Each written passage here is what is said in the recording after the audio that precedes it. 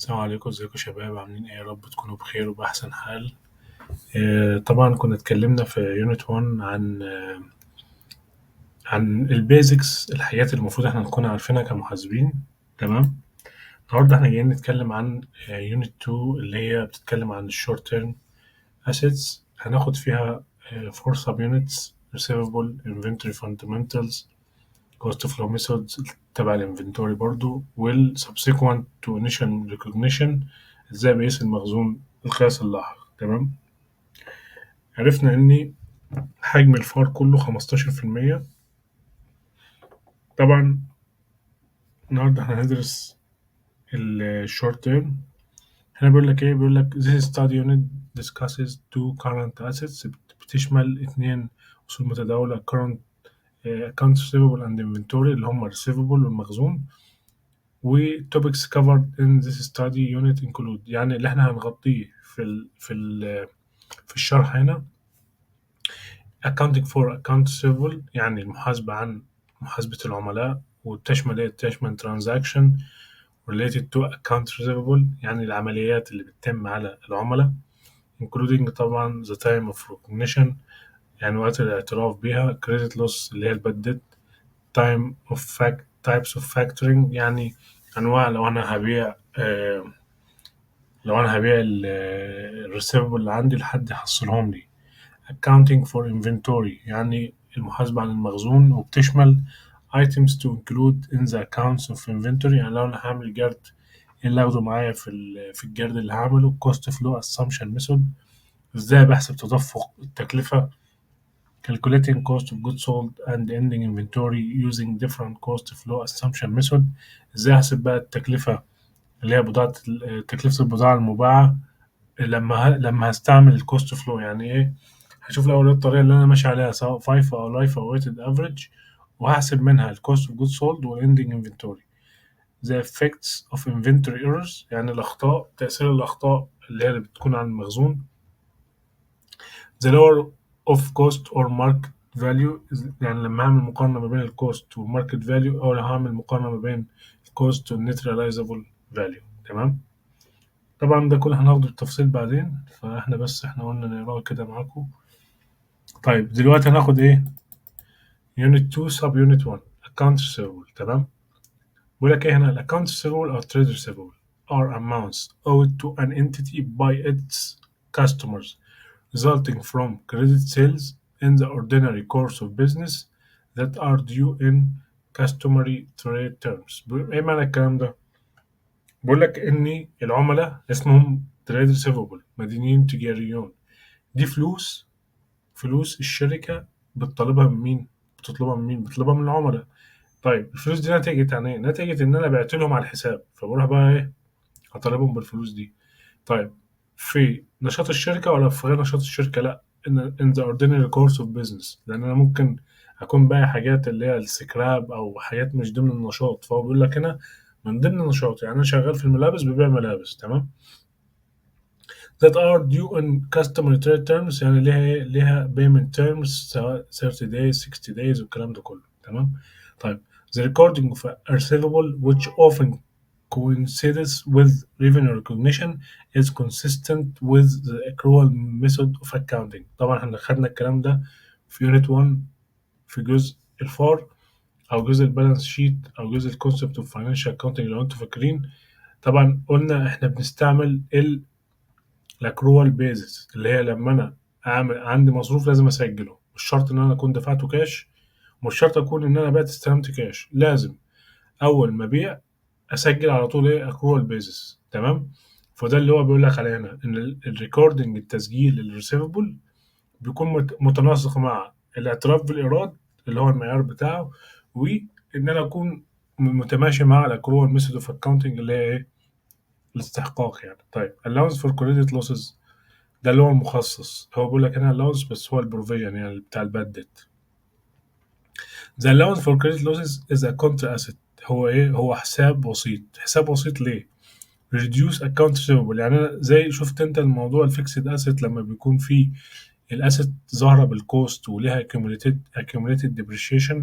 فالاكيوميليتد depreciation ده نفسه الالاونس، هو حاجه اسمها كونترا اسيتس، مش بتنزل تحت اللايبيلتي، هي بتكون ظاهرة مع الريسيفبل كده اللي هي ايه بتطرحها منها عشان تجيب ايه النت. يبقى انا عندي الريسيفبل تكون ظاهرة بجروس، وعندي الالاونس والفرق ما بينهم ده اللي هو النت ريسيفبل. تمام. طيب reduce account receivable on the entity's balance sheet في الميزانية. This account is used to keep track of management estimate. يعني الحساب اللي انا عملته بروفيجن ده بيبين لي ايه الاستيميتس اللي انا كنت حاسب بناء عليها الالاونس. دي هناخدها برضو تحت، ازاي بنحسب احنا ايه الالاونس ده. For the amount of account receivable that the entity estimate it will not be able to collect. يعني الباد ديت ده اللي احنا عارفينه هي مبالغ الشركة بتعملها استيميت كده على اساس ان هي بتقول لك انا ايه متوقع ان انا مش هبيع، سوري، مش متوقع ان انا مش هحصل الفلوس دي بنسبة كذا. تمام. فبتبتدي تعمل عليها ايه باد ديت. تمام كده. او الاسم الجديد allowance for credit losses. طيب credit loss expense ده بقى المصروف. يبقى انا لما هعمل allowance هعمل قصاده مصروف القيد. credit loss expense is the income statement account used to keep track of the expense related to estimating credit losses.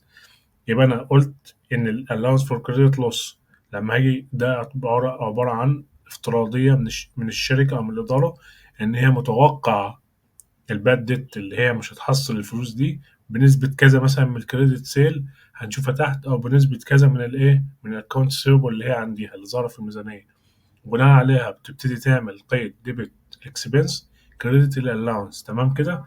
الاكسبنس هيروح طبعا زي ما احنا عارفين انكم ستيتمنت، والالاونس هيروح فين؟ هيروح البالانس شيت. تمام كده. اوكي خلينا نكمل. فهنا بيقول لك ايه البالانس شيت برزنتيشن، يعني العرض في القوائم المالية. receivable should be separated into current and non-current portion. يعني لازم افصلها في جزئين زي ما عرفنا في البالانس شيت، في جزء current في جزء non current. طيب most of the entity accounts receivable are classified as current assets. ليه؟ because they are expected to be collected within 1 year or the entity's normal operating cycle. يعني اغلب الشركات بتعتبر او بتفترض ان خلاص هي العملاء دول هتحصلهم خلال السنه، فهي كلها ايه بالنسبه لها current، مفيش حاجه اسمها non current. فاحنا قلنا ال current account receivable are reported in the balance sheet at net realizable value. ال net realizable value القيمه القابله للتحصيل. يعني ان انا قلت عندي الجروس بطرح منه الالاونس، وبطرح منه اللي هو الالاونس في كريدت لوس اللي هو قلنا عليه فوق ده، وبطرح منه الريتيرن لو في برضه باخد مخصص حاجه اسمها الالاونس فور كريدت فور سيلز ريتيرن، والبيلنج ادجستمنت لو انا عملت ايه، لو انا عملت تعديلات بطرح ده كله عشان اوصل للنت. تمام. النون كارنت receivable are measured at net present value of future flow expected to be future cash flow expected to be collected. يعني لو انا عاوز افترض ان دول نون كارنت بعمل لهم حاجه اسمها البريزنت فاليو، بجيب القيمه العادله ليهم. يعني قيمه النقود دي بعد مثلا 5 سنين مش هتكون نفس قيمه النقود حاليا. فحاجه اسمها البريزنت فاليو دي طبعا هو ايه مش مطلوب منك ان انت غير تكون عارف ان الكرنت هو الفلوس اللي هتظهر بعد ما تطرح منها allowance return وال allowance credit losses والبيلنج adjustment. والنون كرنت بتحسبها بالايه بالبريزنت فاليو. تمام كده يا شباب. طيب بيقول لك هنا ال allowance method required under JAP. The allowance method attempts to match credit losses with related revenue. ده اللي هو ايه مبدأ مقابلة الإيرادات بالمصروفات. يعني لما انت تيجي تعمل allowance لازم مقابله تكون خلاص انت عملت السيلز اللي هو على الحساب، تروح تعمل الكريدت لوس على طول. ده اسمه ماتشنج برنسبل، ما فيهوش لعب. This method is required under GAAP. تمام.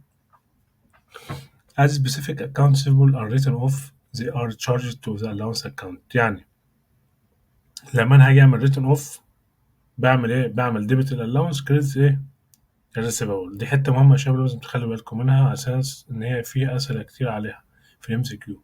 طيب write off don't affect the carrying amount of the net account receivable balance because the reduction of gross account receivable and the allowance are the same. يعني بيقول لك ايه؟ بيقول لك ان لما انت هتعمل written off ده مش هيأثر لك على الكارينج اماونت اللي هو النت. ليه؟ لان انت بتعمل قيد ديبت، بتشيل بقى الريسيفبل دي من عندك، بتقول ديبت الالاونس كريدت الريسيفبل ده اللي هو ما دفعش او خلاص ان الراجل ده مش هيدفع.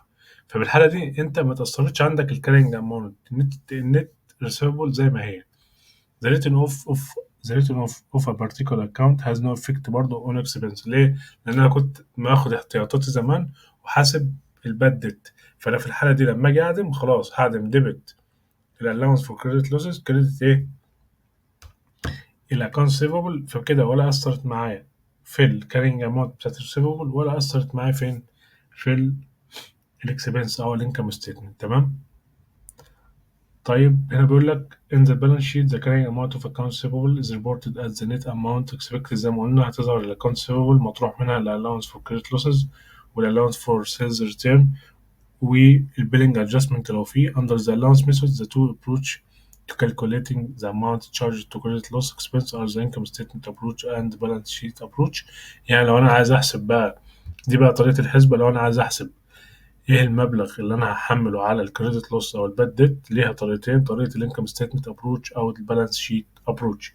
يبقى احنا كده يا شباب عرفنا مع بعض، عرفنا ايه هي الريسيفبل، هي فلوس الشركه عند العملاء جت من النشاط الرئيسي للشركه، وليها بيمنت تيرم بتكون متناسقه مع الريفينيو ريكognition والاكرول ميثود. تمام؟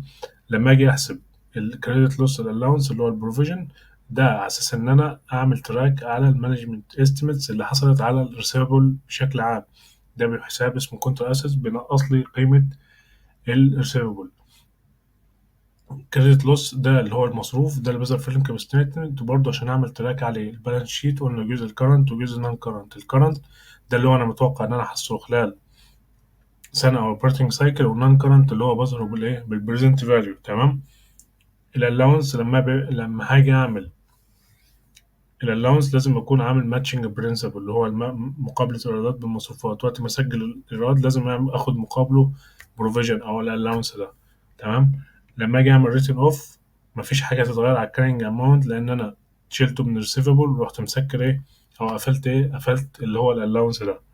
طب الريتن اوف ده برضو مش هيسهل على الاكسبنسز، قلنا ليه وهنعرفها برضو بالتفصيل ان شاء الله في المحاضره اللي جايه. انا بس حبيت اسجل معاكم النهارده لسه بس يراجع وكده، فإن شاء الله هعمل لكم محاضرة تانية هنكمل فيها. In the balance sheet the current amount of accounts receivable is reported at the net amount. قلنا إن أنا لما هظهر receivable بظهرها بالنت إزاي؟ بجيب الجروس بطرح منه الألاونس وبطرح منه الألاونس return sales return والألاونس for credit losses والبيلينج adjustment عشان أوصل للنت. طيب under the allowance method في اتنين طريقة بحسب بيهم اللي هي الانكم ستيتمنت ابروتش والبالانس شيت ابروتش. ان شاء الله المحاضرة الجاية هنكمل فيها ناخد الطريقتين اللي بحسب بيهم، وهنكون خلصنا الاكونت ريسيفبل. هيكون فاضلنا برضو جزء الفاكتورنج ان شاء الله ناخده مع بعض. بالتوفيق لكم جميعا ونشوفكم على خير.